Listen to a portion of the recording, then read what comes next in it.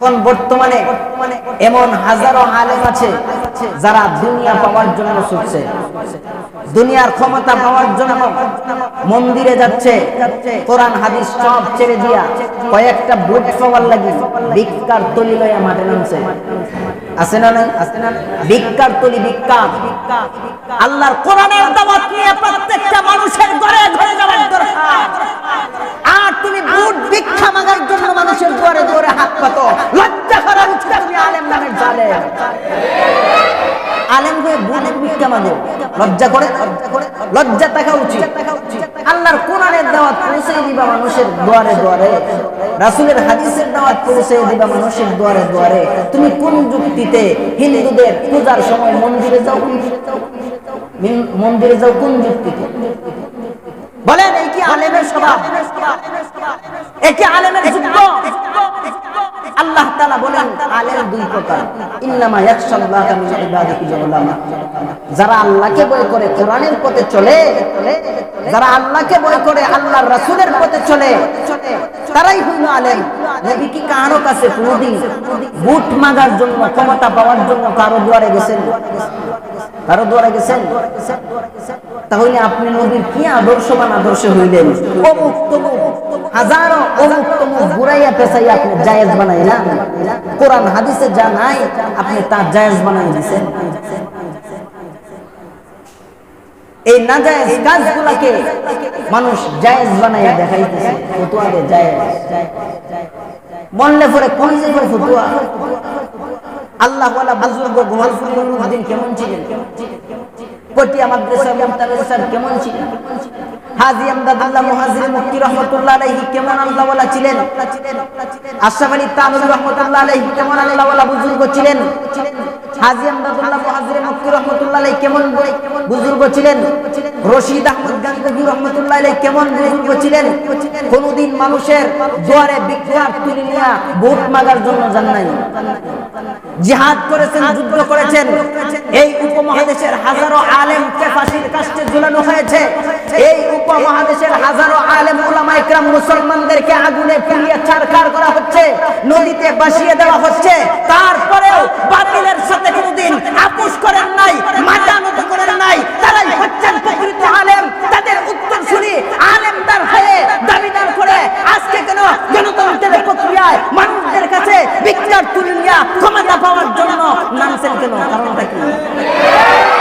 কি কারণ? এই জমিনে যদি আল্লাহর বিধান চালু করতে হয় দাওয়াতের মাধ্যমে চালু করতে হবে। যদি না হয় যেই আল্লাহর এই জমিনে আল্লাহর দ্বীন প্রতিষ্ঠিত করবার জন্য বাধা দিতে আসবে, প্রয়োজনে ওমর ইবনুল খাত্তাব রাদিয়াল্লাহু তাআলা আনহুর ভূমিকা পালন করে, নবীর সাহাবায়ে কেরামদের ভূমিকা পালন করে কসু কাটা করা হবে, জিহাদ করা হবে, জীবন দেব, রক্ত দেব, আল্লাহর জমিনে আল্লাহর দ্বীন প্রতিষ্ঠিত করব ইনশাআল্লাহ। কোনো গণতন্ত্র চলবে না, তন্ত্রমন্ত্র সববাদ, কোরআন হাদিস দিয়ে এই পৃথিবী চলবে। আল্লাহর জমিন চলবে আল্লাহর আইন দিয়ে, আর কাহারও কোনো মানুষের মতবাদ আইন দিয়ে চলতে দেওয়া হবে না। সমস্ত আলেম একতাবদ্ধ হয়ে এই কাজ করার দরকার। সমস্ত মুসলমান একতাবদ্ধ হয়ে আল্লাহর কোরআন দিয়ে শাসিত হওয়ার দরকার। এই গণতন্ত্র মনতন্ত্র এই প্রকৃত এই দিয়ে দেশ চালাইলে কোনোদিন এই পৃথিবীতে শান্তি আসবে না। এত বছর দেখছেন তাম পৃথিবীতে দেখেন কয়টা রাষ্ট্র শান্তিতে আছে, কয়জন মানুষ জুলুমের শিকার হচ্ছে না, কয়টা দর্শিত বন্ধ হচ্ছে, কয়টা খুন খারাপি রাহাজানি বন্ধ হচ্ছে, কয়টা লুণ্ঠন বন্ধ হচ্ছে দেখাইতে পারবেন? আমার দেশে এই পর্যন্ত হাজারো মানুষ দেখা যায় শহরের মসজিদগুলোর মধ্যে নামাজের পরে ভিক্ষার তুলি নিয়া, কত পঙ্গু মানুষ, হাত নাই চোখ নাই, কেন ভিক্ষার তুলি নিয়া রাস্তায় নামবে? এই দেশের সরকার কি করে? এই দেশের প্রধানমন্ত্রী কি করে? এই দেশের এমপি মন্ত্রীরা কি করছে? ঘোড়ার ঘাস কাটছে, হাজারো লক্ষ কোটি কোটি টাকা মেরে, হাজারো ডলার টাকা মেরে এই পৃথিবী থেকে, এই বাংলাদেশের জমিন থেকে কোটি কোটি টাকা, মিলিয়ন মিলিয়ন টাকা, বিলিয়ন বিলিয়ন ট্রিলিয়ন ট্রিলিয়ন টাকা নিয়ে এই দেশ থেকে পালায়ন করছে। কার টাকা মারছে? কার টাকা মেরে নিয়ে খাইছে? এই দেশটাকে পঙ্গু বানিয়ে এরা চলে গেছে, এই দেশকে লুণ্ঠন করে এরা চলে যাচ্ছে। রাসূল তায়াস ক্ষমতার মসনদি দিয়ে যারা ব্যবহার করে কয়বার, কয়জন, যারাই ক্ষমতায় গেছে, বিএনপি কোন আর আওয়ামী লীগ কোন, নতুন যারা আসবে, নতুন যারা আসবে লিখে রাখেন, যদি হুজুররাও ক্ষমতায় আসে এই দেশ থেকে লুণ্ঠন বন্ধ হবে না, এই দেশ থেকে চাঁদাবাজি বন্ধ হবে না, এই দেশ থেকে এইগুলা বন্ধ হবে না। দেখবেন যারাই ক্ষমতায় আসে, একমাত্র আল্লাহর বিধান ছাড়া এই পৃথিবীতে শান্তি আসতে পারে না, আসবে না। এই কারণে মহান আল্লাহ রাব্বুল আলামিন, আল্লাহ তাআলা আল্লাহর রাসূলের হাদিসের মধ্যে বলেন, হাদিস শরীফের মধ্যে বলেন, ওয়াতুল্লিমা লিগাইরিদ্দিন। 3 নম্বরে ছিল ওয়াতুল্লিমা লিগাইরিদ্দিন। যারা শিক্ষা হাসিল করবে, দিন শিখবে, দুনিয়া পাওয়ার জন্য, এদের কারণে আজকে দুনিয়া ধ্বংস, এদের কারণে আজকে এই পৃথিবীর মধ্যে গজব আসে। সেই পথে চলবে যেই পথে চললে আল্লাহ খুশি হন। কিন্তু আজকের মানুষ, অধিকাংশ মানুষ দুনিয়ার পথে এমন ভাবে চলছে, আল্লাহকে ভুলে গিয়া মানুষ দুনিয়া হাসিলের জন্য, দুনিয়া পাওয়ার জন্য আল্লাহ তাআলার সন্তুষ্টিকে জলাঞ্জলি দিয়া, আল্লাহ তাআলার সন্তুষ্টিকে পিছনে ফেলে মানুষ দুনিয়া উপার্জনের জন্য হায় হতাশ হয়ে পাগল পারা হয়ে লাগছে। কি বলেন ঠিক? দুনিয়া পাওয়ার জন্য মানুষ ছুটছেন, দুনিয়া পাওয়ার জন্য মানুষ যেমনি ভাবে মেহনত করতেছেন, দুনিয়া পাওয়ার জন্য যেমনি ভাবে মানুষ চেষ্টা আর প্রচেষ্টা করতেছেন, এইভাবে যদি মহান আল্লাহকে পাওয়ার জন্য মানুষ চেষ্টা করত তাহলে আল্লাহরে পাওয়া যাইত। কি বলেন ঠিক? মানুষ দুনিয়া পাওয়ার জন্য মাথার গাম পায়ে ফেলছে, 24টা ঘন্টা শুধু দুনিয়া দুনিয়া দুনিয়া নিয়ে ব্যস্ত। দুনিয়া পাওয়ার জন্য মানুষ এমন চেষ্টা আর প্রচেষ্টা, পরিশ্রম আর মেহনত করতেছেন, কিন্তু দুনিয়া ধরা দিচ্ছে না। কয়জন মানুষ বা দুনিয়া পাচ্ছে? হাজার লক্ষ কোটি কোটি টাকার মালিক বা কয়জন হচ্ছে? শতকরা 1 জন বা 2 জন হচ্ছে, বাকি 90 থেকে 92 জন হাজার লক্ষ কোটি কোটি টাকার মালিক হইতে পারে না। হাজার মানুষ চেষ্টা করলো দুনিয়া পাওয়ার জন্য, কিন্তু দুনিয়াও পাইল না। মহান আল্লাহ বলেন, এই দুনিয়া পাওয়ার জন্য যেমন মানুষ চেষ্টা আর প্রচেষ্টা চালিয়ে যাচ্ছে, দুনিয়া পাওয়া যাচ্ছে না, দুনিয়া তাকে ধরা দিচ্ছে না, দুনিয়াতে পাইতেছে না। আল্লাহ রাব্বুল আলামিনকে পাওয়ার জন্য যদি মানুষ এমনি চেষ্টা আর প্রচেষ্টা রাত দিন 24 ঘন্টা দুনিয়া পাওয়ার জন্য যেমন ভাবে চেষ্টা করছেন, এমন ভাবে যদি মানুষ আল্লাহ পাওয়ার জন্য চেষ্টা করত তাহলে অবশ্যই আল্লাহকে পাওয়া যেত। আল্লাহরে পাওয়া যেত। আল্লাহকে পাওয়ার জন্য যারা চেষ্টা করছেন আল্লাহকে তারা পেয়ে গেছেন। আল্লাহকে পাওয়ার জন্য যারা চেষ্টা করছেন আল্লাহকে পেয়ে গেছেন। আল্লাহকে যখন পেয়ে গেলেন তখন দুনিয়া তাদের পায়ের নিচে পড়ছে। আল্লাহকে পাওয়ার জন্য যে চেষ্টা করবে, আল্লাহকে পাওয়ার জন্য যে চেষ্টা করবে, সে আল্লাহকে যখন পেয়ে যাবে তখন দুনিয়া তার পায়ের নিচে চলে আসবে। আর দুনিয়া পাওয়ার জন্য যে চেষ্টা করবে সে দুনিয়াও পাবে না, আল্লাহকেও পাবে না। একুল অকুল দুনুকুলই গেল, কোনো কুল পাওয়া গেল না। আর আল্লাহকে পাইলে সব পাওয়া যাবে, আল্লাহকে পাওয়া গেলে সব পাওয়া যাবে। দুনিয়ার জন্য মানুষ পাগল পাড়া হইয়া দুনিয়ার পিছনে ছুটছে, দুনিয়া ইনকাম করার জন্য, দুনিয়া কামাই করার জন্য। দুনিয়াও পাচ্ছে না, আল্লাহকেও পাচ্ছে না, আখিরাতেও পাচ্ছে না। আর যদি প্রকৃতপক্ষে মহান আল্লাহকে পাওয়ার জন্য চেষ্টা করত তাহলে আল্লাহকেও পায়ে যেত, দুনিয়াও পায়ের নিচে পড়তো, আবার আখিরাতেও সফল হয়ে যেত। এমন মানুষ অনেক আছেন। আল্লাহ তাআলা বুজুর্গানে দিন, এমন অনেক মানুষ আছেন যারা দুনিয়াকে জলাঞ্জলি দিয়েছেন। দুনিয়া চাই না, মহান মালিকের সন্তুষ্টি চাই। দুনিয়া চাই না, আল্লাহর সন্তুষ্টি চাই। আল্লাহ তাআলার সন্তুষ্টি যদি আমি অর্জন করতে পারি তাহলে দুনিয়া আমার পায়ের নিচে এসে যাবে, আখিরাতে আমি সফল কাম হয়ে যাব। আল্লাহকে পাওয়ার জন্য চেষ্টা আর প্রচেষ্টা সারা জীবন বিলীন করে দিয়েছেন। মহান আল্লাহ এই বান্দার হয়ে গেছেন। বর্তমান সমাজের ভিতরে সাধারণ মানুষ আর কি অনেক আলেম ওলামা একরাম এমন আছেন যারা দুনিয়া পাওয়ার জন্য রাত দিন প্রচেষ্টা করতেছেন। আল্লাহর কোরআনকে ভুলে গিয়ে, রাসূলের হাদিসকে ভুলে গিয়ে আজকে কোরআন পড়ে আলেম হইল, আজকে হাদিস পড়ে আলেম হইল। কোরআন হাদিস বাদ দিয়া দুনিয়ার পিছনে ছুটছে এমন আলেম আছে না নাই?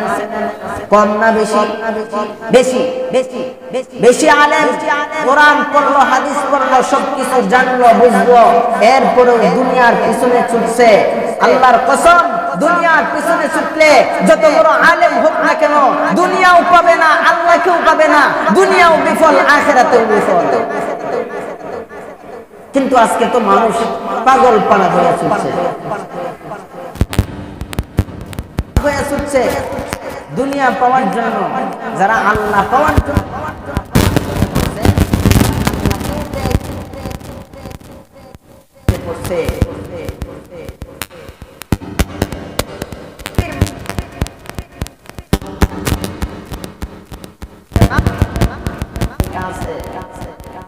এমন আল্লাহওয়ালা নাই, এমন আলেম নাই বাগের উপর সোয়ার হইয়া চাপ দিয়া সাবুক বানায়া পিটাইছেন তামাম পৃথিবীর মানুষ চিনে। এমন আছে? বাড়িঘর নাই, বাড়িঘর নাই,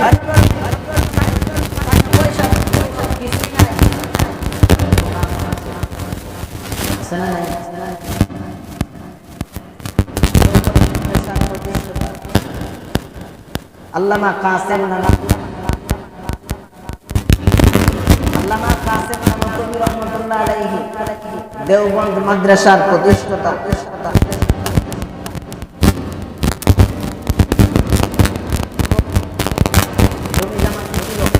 টাকা পয়সা কি পরিমাণ ছিল, কিভাবে উনি চলাফেরা করতেন, কিতাবের মধ্যে ওনার জীবনী পড়লে দেখা যায় আল্লাহর বান্দা আল্লামা কাসেম নানতুবি রহমাতুল্লাহ আলাইহি সাদা সিধে জীবন যাপন করেছেন, সাদা সিধে পোশাক পরিধান করেছেন, তেমন সাজগোজ করেন নাই, ভিআইপি পোশাক পরিধান করেন নাই।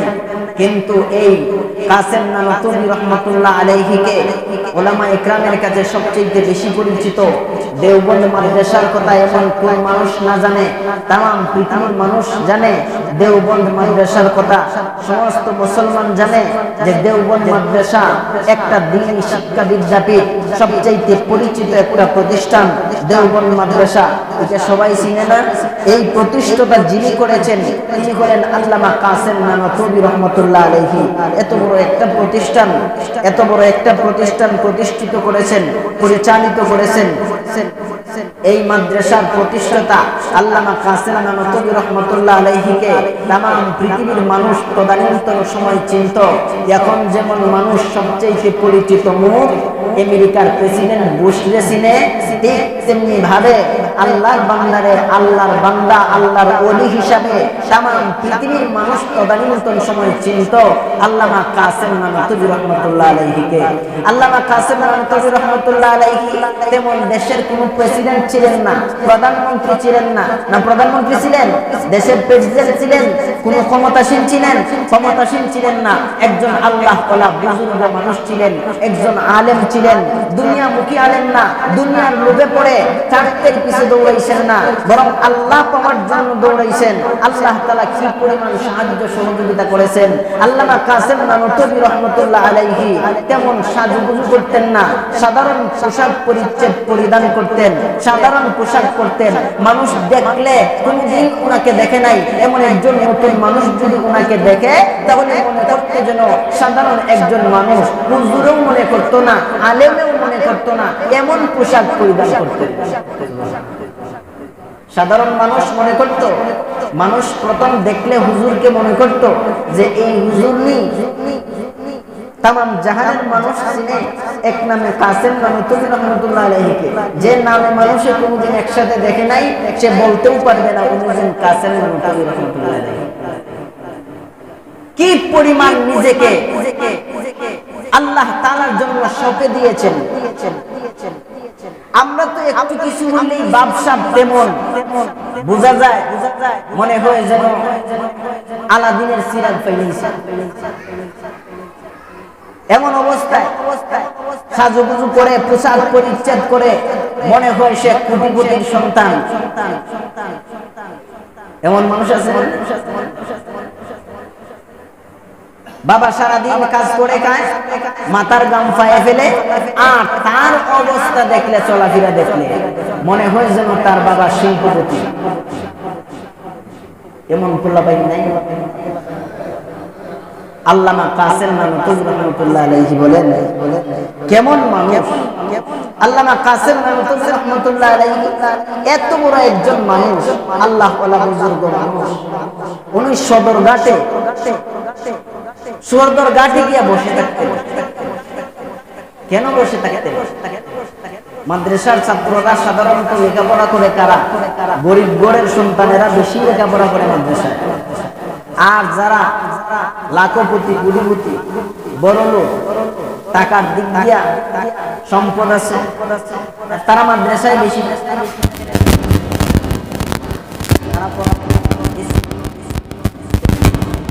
ঠিক কিনা? তারা টাকা পয়সা দিয়ে সন্তানকে ইঞ্জিনিয়ার বানাইবে, ডাক্তার বানাইবে, ডক্টর বানাইবে। গরিব ঘরের সন্তান পড়ে। এখন তদানীন্তন সময় তো আরো এমন হালত ছিল, অবস্থাটা এমন ছিল যে বড় লোকেরা মাদ্রাসায় দিত না একদম। এখন তো অনেক বেশি দেয়। এখন বর্তমান জামানায় এমন আর্মির চাকরি করে ছেলে হাফেজে কোরআন, আলেম, মুফতি, মুহাদ্দিস, হাজারো হাজার গরিবই আছে। আগে এমন ছিল না। আগে এমনটা ছিল যে মাদ্রাসায় সাধারণত গরিব ঘরের সন্তানদেরকে দিত। আর দিত কাদেরকে? দুইটা ছেলে যদি হয়, একটা ভালো আর একটা যদি কিছু কুতা হয়, কিছু কুত হয়, হাতটা একটু বেঁকা বা একটা চোখ নাই বা একটা পাও নাই, তাহলে এই লেখাটা দিত মানুষের।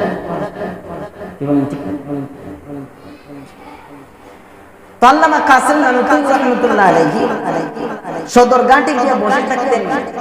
গরিব সন্তানেরা দূর দূরান্ত থেকে সদরঘাটে লঞ্চ স্টিমারে করে এসে সদরঘাটে লঞ্চ থেকে নামবে, দেওবন্দ মাদ্রাসায় ভর্তি হওয়ার জন্য যাবে। কিন্তু এই সন্তানের কাছে কোনো টাকা পয়সা তেমন নাই। গরিব ঘরের সন্তান সদরঘাট থেকে বহু মাদ্রাসা পর্যন্ত তার যে বেডিং পত্র, ব্যাগ, তার বেডিং পত্র আছে, ব্যাগ আছে, তার সাথে যে সামান পত্র আছে, এইগুলা বহন করার জন্য একজন কুলির প্রয়োজন, কুলির দরকার। এই কুলিকে মাদ্রাসা পর্যন্ত টাকা দিয়ে বহন করিয়ে নিয়ে যাবে, এই পরিমাণ টাকা এই গরিব ছাত্রের কাছে নাই। কি বলেন? আছে? নাই। আল্লামা কাসেম নানুতুবি রাহমাতুল্লাহ আলাইহি এমন একজন আল্লাহর বান্দা ছিলেন, সদরঘাটে এসে বসে থাকতেন, অপেক্ষা করতেন কোন সময় যেন গরিব সন্তানেরা মাদ্রাসায় ভর্তি হওয়ার জন্য আসে। অপেক্ষায় থাকতে থাকতে হঠাৎ করে তাকায় দেখেন এমন একজন সন্তান, গরিব ঘরের সন্তান, মাদ্রাসায় ভর্তি হওয়ার জন্য লঞ্চ থেকে যখন নেমেছে, এমন অবস্থায় আল্লামা কাসেম নানুতুবি রাহমাতুল্লাহ আলাইহি ওই স্টেশনের কাছে গিয়ে হাজির হয়ে গেলেন, মাদ্রাসার ছাত্রের কাছে গিয়ে হাজির হয়ে গেলেন। তাকায় দেখেন ওই মাদ্রাসার ছাত্রটা, তার একটা গাঁঠি মাথার মধ্যে নিয়েছে, আরেকটা ব্যাগ হাতের মধ্যে নিয়ে পথ চলা আরম্ভ করেছে। বড় কষ্ট হয়, ওই বোঝাগুলো বহন করে নিয়ে যেতে পারতেছে না। এমন সময় আল্লামা কাসেম নানুতুবি রাহমাতুল্লাহ আলাইহি মাদ্রাসার ছাত্রের কাছে গিয়া বলেন, বাবারে তোমার বড় কষ্ট হইতেছে, তুমি এই গাঁঠিগুলা বহন করে নিয়ে যেতে পারতেছ না। এ বাবা, তোমার মাথার একটা গাঁঠুরি আমার মাথায় তুমি উঠাইয়া দাও। দাও বাবা, তোমার কোনো টাকা পয়সা লাগবে না, বিনা টাকায় আমি তোমার গাঁঠি মাদ্রাসা পর্যন্ত পৌঁছায় দেব, তোমার কোনো পারিশ্রমিক আমাকে দিতে হবে না। আল্লামা কাসেম নানুতুবি রাহমাতুল্লাহ আলাইহির পোশাক পরিচ্ছদ দেখে ছাত্র বুঝতেও পারে না নিজের মাদ্রাসার প্রতিষ্ঠাতা মুহতামিম, সবচেয়ে বড় হুজুর, তামাম পৃথিবীর মানুষ দেখেছিলেন আল্লামা কাসেম নানুতুবি রাহমাতুল্লাহ রহমাতুল্লাহ আলাইহি এই হুজুরকে আমি গাটুরি বুঝাবো আইতাম, এটা কিন্তু চিন্তা করেন নাই। উনি যে বড় হুজুর হবেন, গাটুরিটা মাথায় ছাত্র উঠাইয়া দিলেন। গাটুরি মাথায় উঠাই দিয়েছেন। কে বোঝা বহন করতেছেন? মাদ্রাসার সবচেয়ে বড় হুজুর, তাম পৃথিবীর মানুষ যিনাকে চিনে, এই হুজুরের মাথায় ছাত্রের গাঠি উঠাই দিলেন। আমরা অবস্থাটা কেমন? বাজার থেকে একটা ব্যাগে কিনে নিতে হবে শরমের জ্বালায়, এমন মানুষ আছে না? এমন বড় লোক হয়েছেন, আল্লাহু আকবার। বাজার সদাই করবে, সাথে আরেকজন নেওয়া লাগে, ব্যাগটা বুঝা দিতে পারে না, আমার নিমানির যোগ তুলে যায়। আল্লামা কাসেম নানতবী রহমাতুল্লাহ আলাইহি কে পোশাক পরিচ্ছদ দেখলে চেনার মতো না। ইংরেজ সরকার যখন ক্ষমতায় ছিল, এমন সময় আল্লামা কাসেম নানতবী রহমাতুল্লাহ আলাইহি নেতৃত্ব দিয়েছেন এই ইংরেজকে দেওয়া আন্দোলনের ভিতরে। তামাম পৃথিবীর ভিতরে, এই ভারত উপমহাদেশের ভিতরে মুসলমানদেরকে যেমনিভাবে নির্যাতন করলো, মুসলমানদের উপর জুলুম করেছে, মানুষদের উপর জুলুম করেছে। ওই সময় আল্লামা কাসেম নানতবী রহমাতুল্লাহ আলাইহি ইংরেজদের বিরুদ্ধাচরণ করে, ইংরেজদের বিরুদ্ধে অবস্থান করে মুসলমানদেরকে নিয়ে সেনাপতির দায়িত্ব পালন করেছেন।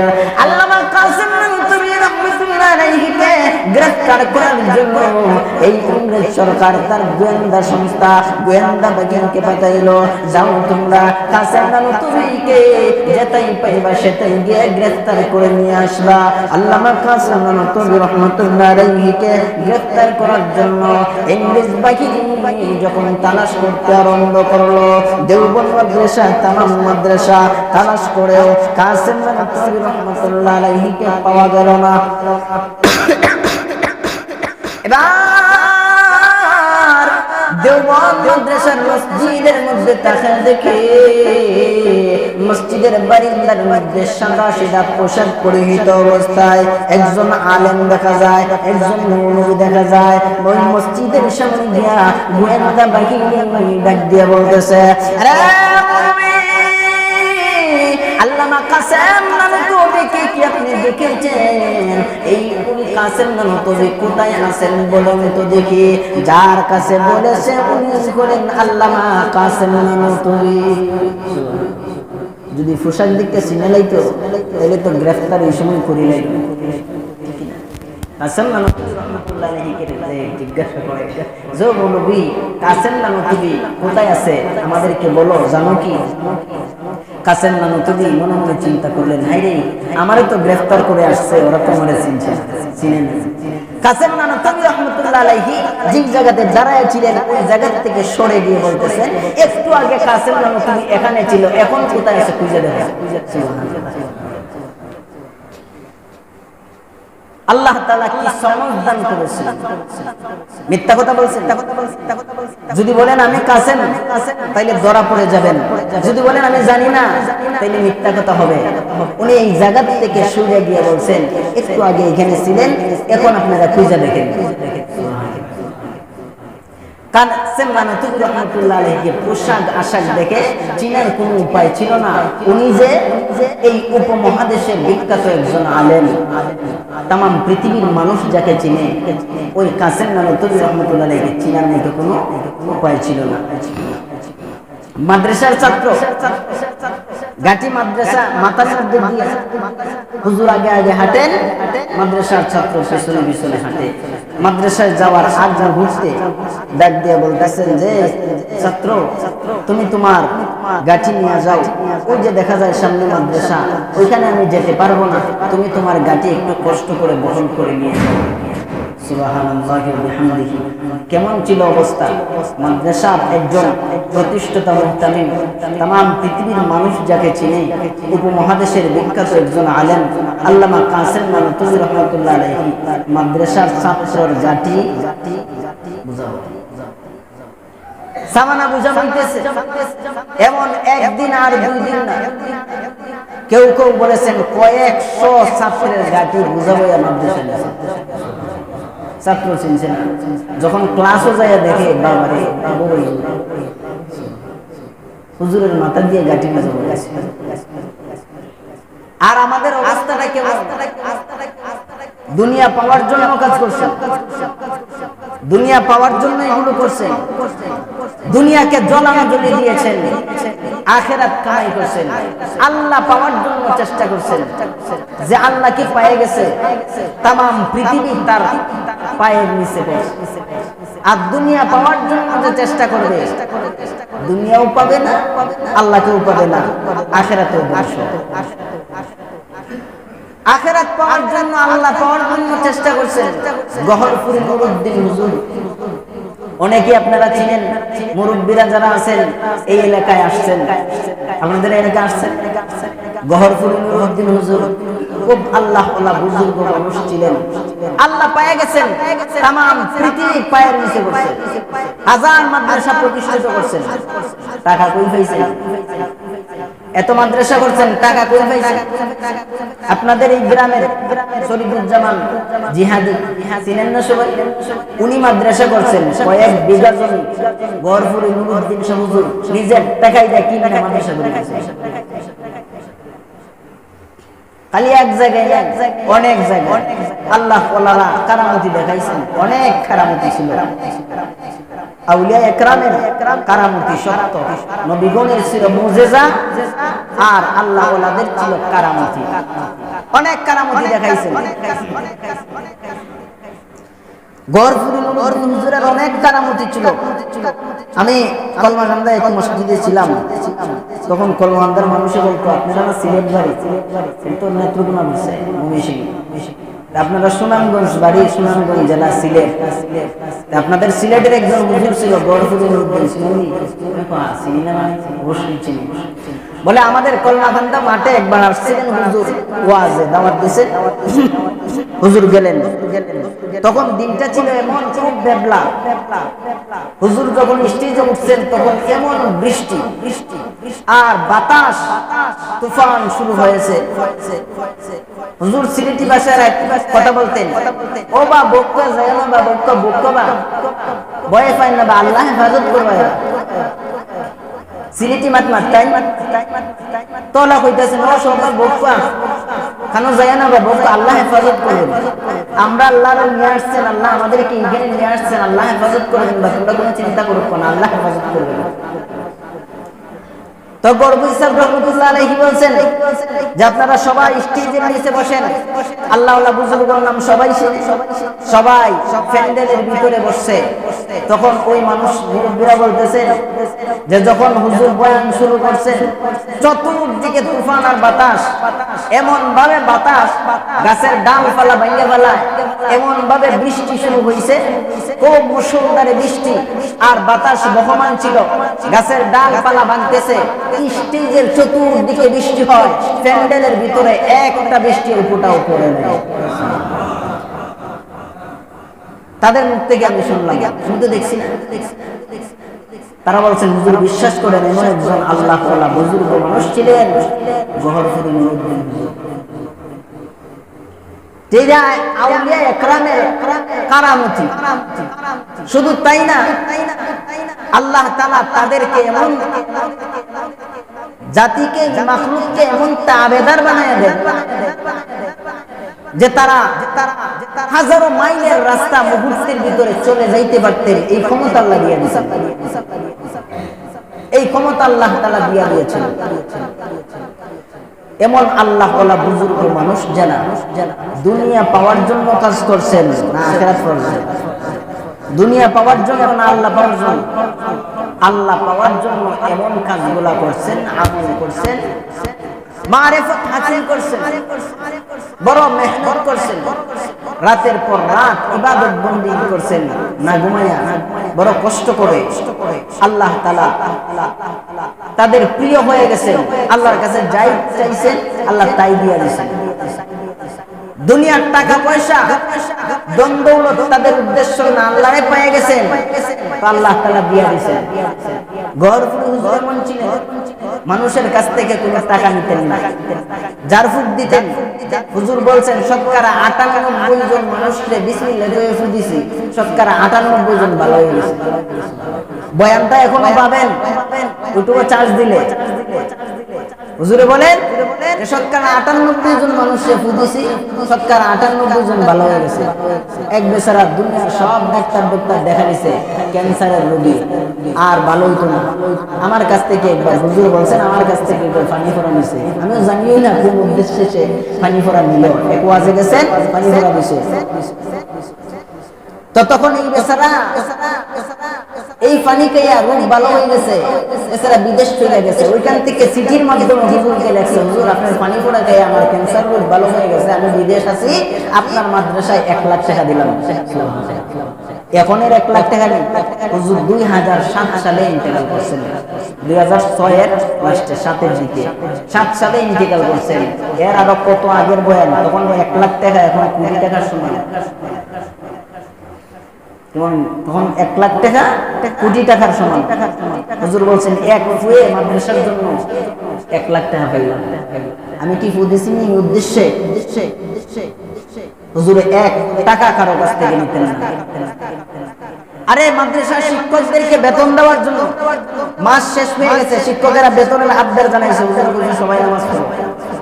হুজুরের কামরায় গিয়ে নামাজ শুরু করছেন।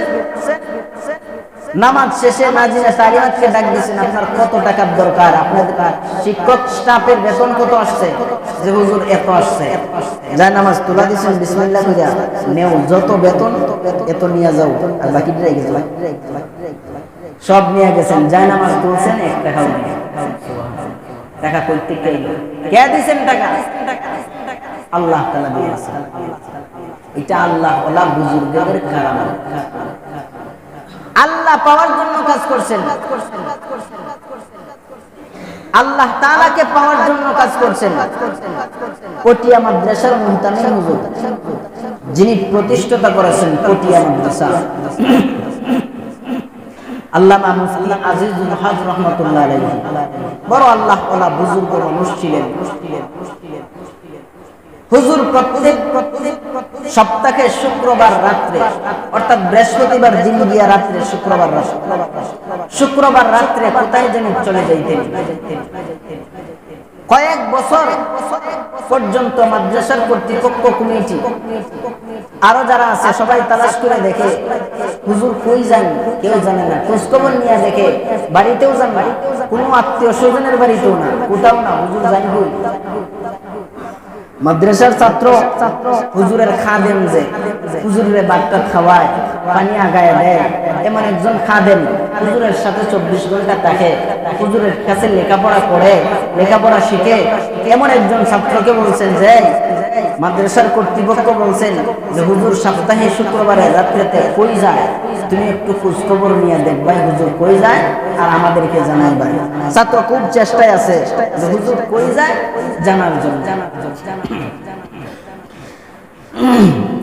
আল্লামা মুফতি আজিজুল হক রাহমাতুল্লাহ আলাইহি, আল্লাহর গোলাম, এমন সময় একদিন শুক্রবার রাতের বেলায়, শুক্রবার বৃহস্পতিবার দিন গিয়া রাতের বেলায় আল্লামা আজিজুল হক রাহমাতুল্লাহ আলাইহি এশার নামাজ আদায় করলেন। এশার নামাজ আদায় করিয়া যখন খাওয়া দাওয়া করলেন, খানা দানা শেষ হইলে উনি কিছু সময় বিশ্রাম নিলেন। ছাত্রটাও ঘুমের বাগানা গড়িয়া বিশ্রাম নিল।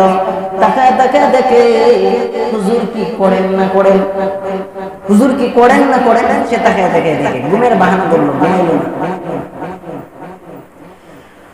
অনেক পর্যন্ত অপেক্ষা করতে আছে, এমন সময় তাকায় দেখে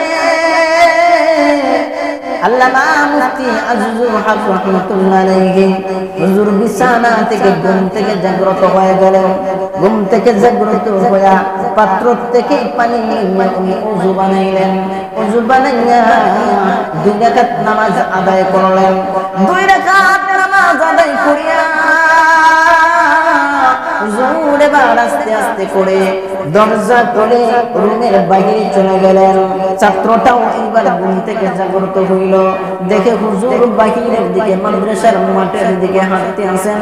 ছাত্রটাও বাহির দিয়ে মাঠের দিকে হাঁটতে আসে, হুজুরের পিছনে পিছনে হাঁটে। এমন চতুর চালাক কিভাবে হাঁটতে আসে হুজুর যাতে তাকে ধরতে না পারেন। এবং ছাত্রটা হুজুরের পিছনে পিছনে হাঁটে। ছাত্র বলে 10 থেকে 15 মিনিট হাঁটানোর পরে আমি তাকায় দেখি সামনে দেখা যায় একটা জঙ্গল। এই জঙ্গলের ভিতরে হুজুর ঢুকে পড়লেন, আমিও জঙ্গলের ভিতরে ঢুকে পড়লাম। আর মনে মনে সিদ্ধান্ত নিলাম আর চিন্তা করলাম, হুজুর হয়তো রাতের বেলায় প্রতি সপ্তাহে একদিন জঙ্গলের ভিতরে এসে হুজুর ইবাদত বন্দেগী করেন, সারা রাত্র নামাজ পড়েন, ফজরের আগে আবার মাদ্রাসায় চলে যান। আমি আগামীকালকে ফজরের পরে কমিটির কাছে গিয়ে বলবো হুজুর অন্য কোথাও যান না, হুজুর একটা জঙ্গলের ভিতরে যাইয়া আল্লাহর ইবাদত বন্দেগী করেন, নামাজ আদায় করেন। আমি মাদ্রাসার কর্তৃপক্ষদেরকে এই কথাটাই বলবো। এই কথা ভাবতে ভাবতে সামনে তাকে দেখে হুজুরকে আর দেখা যায় না। ছাত্র সামনে দৌড়াইতে আসে কিন্তু হুজুরকে দেখে না, ছাত্র সামনে দৌড়াই কিন্তু হুজুরকে দেখে না। এইভাবে ছাত্র হাঁটতে হাঁটতে ফজরের সময় হয়ে গেছে কিন্তু হুজুরকে পায় নাই। ফজরের সময় হয়ে গেছে এখনো পর্যন্ত হুজুরের পায় না। হুজুর কই গেলেন? এবার ছাত্র ফজরের সময় হয়ে গেছে, ফজরের নামাজ এখানে ওই ছাত্রটা আদায় করলো। ফজরের নামাজ আদায় করে এখন তালাশ করে হুজুর কোথায় আছেন, কিন্তু হুজুরকে তো দেখা যায় না, হুজুরকে পায় না। আর এত বড় বিশাল জঙ্গল দেখে ছাত্র বড় ভয় পেয়ে গেল যে আমি কোথায় আসলাম, এইখানে হুজুরের সাথে তো আসলাম, হুজুরকেও পাইলাম না। এত বিশাল জঙ্গল হাঁটতে হাঁটতে শেষ করতে আসে না, জঙ্গলের কোন কুল কিনারাই পাইতে আসে না। এবং ছাত্রটা অনেকক্ষণ পর্যন্ত হাঁটার পরে সামনে তাকায় দেখে একজন জুব্বা পরিহিত অবস্থায়, মাথায় পাগড়ি আছে, হাতের মধ্যে একটা লাঠিও আছে, একজন আল্লাহওয়ালা বুজুর্গ মানুষ একজন হুজুরকে পাইল, পিছন দিক দিয়ে সালাম দিল, আসসালামু আলাইকুম ওয়া রাহমাতুল্লাহ। হুজুর সালামের জবাব দিলেন, ওয়া আলাইকুম আসসালাম ওয়া রাহমাতুল্লাহি ওয়া বারাকাতুহু। হুজুর এই জঙ্গলার ভিতরে আমি এতক্ষণ পর্যন্ত হাঁটলাম কিন্তু কোন মানুষের সন্ধান পাইলাম না। হুজুর আমাকে বলেন না গো, আমি পটিয়া মাদ্রাসায় যাব, রাস্তাটা কোন দিকে? হুজুর বলেন পটিয়া মাদ্রাসা এটা কোথায়? বলে এটা বাংলাদেশে। হুজুর বলেন বাংলাদেশ কোথায়? বলে এশিয়া মহাদেশে। তুই এশিয়া মহাদেশ বাংলাদেশ পটিয়া মাদ্রাসা থেকে এসে পড়েছো, এটা কোন জঙ্গল জানোনি? বলে না আমি তো জানি না, এটা হলো আফ্রিকার একটা মহাদেশের একটা জঙ্গল। আফ্রিকার মহাদেশে তুমি চলে আসছো, কিভাবে আইছো? বলে পটিয়া মাদ্রাসার একজন হুজুর মুফতি আজিজুল হক রহমতুল্লাহ আলাইহি রাতের বেলায় সাপ্তাহিক কোথায় যান জানি না, হুজুরের পিছনে পিছনে আসছি। বলে হুজুর তো আল্লাহওয়ালা মানুষ, এই পৃথিবীর মধ্যে যত আল্লাহর কুতুব আছে, আল্লাহওয়ালা বুজুর্গ মানুষ আছে, আল্লাহর ওলি আছে, খাস বান্দা আছে, সমস্ত আল্লাহর কুতুবদের প্রতি সপ্তাহে শুক্রবার রাতে একটা মাশওয়ারা হয়, একটা পরামর্শ হয়, একটা মিটিং হয়। এই মিটিং এর মধ্যে তাম পৃথিবীর সব আল্লাহওয়ালা বুজুর্গ যারা আছেন, কুতুব আছেন, তারা এই আফ্রিকার মহাজঙ্গলের মধ্যে এসে একত্রিত হইয়া পরামর্শ করেন। তুমি এখান থেকে যদি যাইতে চাও, আজ থেকে আরো 100-150 বছর আগে যাইতে যদি চাও, তাহলে আগামী সপ্তাহে 1 সপ্তাহ অপেক্ষায় করে আগামী সপ্তাহে হুজুরের সাথে যাইতে হবে, এছাড়া আর কোনো রাস্তা নেই। 1 সপ্তাহে আমার কাছে তুমি টাকা, আগামী সপ্তাহে তুমি হুজুরের সাথে যাইবে। যখন পরের সপ্তাহ আসলো, এই বুজুর্গ এই মিটিং এ গিয়ে শরীক হইলেন। হুজুর ছাত্রকে দেখলেন, তুই 1 সপ্তাহ কইছিলি, তোর তো ছিলাম না। হুজুর আপনার পিছনে তো আসছিলাম। হুজুর বলেন আমার পিছনে আসছো, যাই হোক হুজুরের পিছনে যখন আসছো সমস্যা নাই, তুমি কাহারো কাছে বলবা না আমি যে এইখানে আসলাম, কারণ যদি জানি তাহলে ফিরা কিন্তু যাই। হুজুর মরণের পরে ছাত্র ঘটনা প্রকাশ করে। চিন্তা করছেন মাত্র 10 থেকে 15 মিনিট হাঁটছেন, জমিনকে আল্লাহ তাআলা এত সংকীর্ণ বানায় দিয়েছেন, জমিনকে আল্লাহ এত সংকীর্ণ বানায় দিয়েছেন, কয়েক কদমে বাংলার জমিন থেকে আফ্রিকায় যান। শুধু কি এমন, নবীজির সাহাবী হযরত উমর 12,000 মাইল দূরে সাহরিয়া রাদিয়াল্লাহু তাআলা আওয়াজ শুনতে পাইছেন। সুবহানাল্লাহ, কত হাজার মাইল। মোবাইলও বলছে, মোবাইল ছিল, ইন্টারনেট ছিল, কোনো কিছুর যুগ ছিল না। মসজিদের মিম্বর থেকে দাঁড়ায় বলছেন, ইয়া সাহরিয়াতুল জামাল, তুমি পাহাড় ছেড়ে দিও না, পাহাড়ের অপর পাশে বেঈমান কাফেররা আছে, যদি পাহাড় ছেড়ে দাও তোমাদেরকে আক্রমণ করবে। নবীজির সাহাবী হযরতে সাহরিয়া রাদিয়াল্লাহু তাআলা এই আওয়াজ শুনতে পাইয়া পাহাড় ছাড়ছেন না, বিজলি লাভ করে যখন বাড়িতে ফিরছেন, সাহাবায়ে কেরাম বলে উমরের কি পাওয়ার হইছে, 12,000 মাইল দূরে ওরা জিহাদ করে যুদ্ধ করে, আর 12,000 মাইল দূরে নাকি সে সাহরিয়াকে সাবধান করে দিয়েছে। যখন সাহাবায়ে কেরাম যুদ্ধের ময়দান থেকে ফিরলেন, তখন বললেন, আগামী সপ্তাহ জুমার খুতবা দেওয়ার সময় উমরের আওয়াজ কি শুনতে রইছো? আল্লাহর কসমকে বলি, আপনি আমি যেভাবে কথা বলতেছি স্পষ্টভাবে শুনতে পাইছি, এর চাইতেও আরো স্পষ্টভাবে হযরত উমরের আওয়াজ আমার নিজ কানে শুনতে পাইছি। চিন্তা করছেন? এই হচ্ছে আল্লাহর পয়গম্বর সাহাবায়ে কেরামদের কারামতি, আর এই যুগের আল্লাহ তাআলাদের কারামতি। এটা আমানাতু মাগরামান, যারা আমানতের খেয়ানত করে। 2 নাম্বার ওয়াজ যাকাতু মাগরামান, যারা যাকাত আদায় করে না।